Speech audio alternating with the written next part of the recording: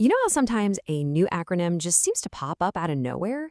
Suddenly, it's all over the place, in articles and meetings, and you're kind of left feeling like you missed a memo. Well, today, we're going to get a handle on one of those, NGRBC. So if you've been hearing NGRBC thrown around and you've been nodding along while secretly thinking, what on earth is that? Trust me, you are not alone. It's definitely the new buzzword.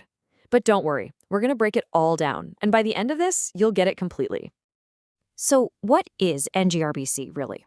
Well, the absolute simplest way to think about it is playground rules. Yeah, I know, it sounds a little funny when we're talking about massive companies, but honestly, it's the perfect way to frame it. Okay, let's just get the official full name out of the way part done. NGRBC stands for the National Guidelines on Responsible Business Conduct. Basically, you can think of it like a handbook from the government for companies, kind of laying out how to be good citizens, not just, profit machines. And this right here is the best way to look at it. This isn't some super dense, complicated legal document that's designed to be confusing. It's really just about teaching companies some basic manners. A little reminder to be decent. And what do those manners actually look like?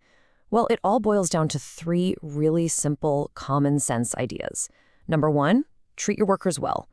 Two, try not to trash the environment. And three, be honest with your customers. It's pretty much the grown-up version of play fair, share your toys, and clean up your own mess. But here's the thing. This is about more than just a simple list of rules. What NGRBC really represents is a pretty major cultural shift in how we think about business, a move away from just focusing on pure profit. And you can see that shift so clearly when you put the two models side by side. For the longest time, the playbook was simple: make as much money as you can, no matter the cost. But the NGRBC model, it adds a new crucial element to that equation: responsibility. It's not just about the money anymore. It's about how you make it. And this is the absolute heart of it. The whole idea is that simply making a profit isn't good enough anymore. Businesses are now expected to think about their impact on the world around them. The new goal is profit, for sure, but not at the expense of your employees, your community, or the planet. All right, so this all sounds pretty good on paper, right? Companies being more responsible, what's not to love? But here's where it gets really, really interesting. You might think these are strict laws with big penalties, but that's not exactly how this works. I mean, that's the logical question, isn't it? If a company just decides, nah, I'm going to ignore these playground rules, what happens? Do they get fined? Is there some kind of legal action? What are the actual consequences? And the answer might actually surprise you. NGRBC isn't a strict law. There are no automatic fines, no jail time.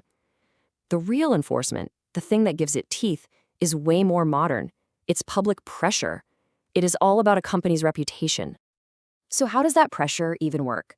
Well, it's pretty simple, actually. Public opinion is incredibly powerful. Companies, at the end of the day, want to look good, so you'll buy their stuff. And with things like sustainability reports becoming more common, everything's a lot more transparent. There's just nowhere to hide. Their entire reputation is on the line.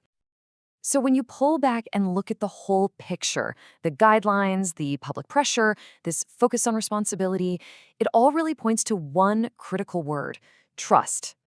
And why does trust suddenly matter so much? Because for so many of us, it's become a total deal breaker.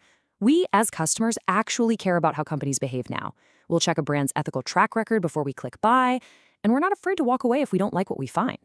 And that's the new reality for businesses. Long-term success isn't just about having a killer product anymore. It's directly tied to trust.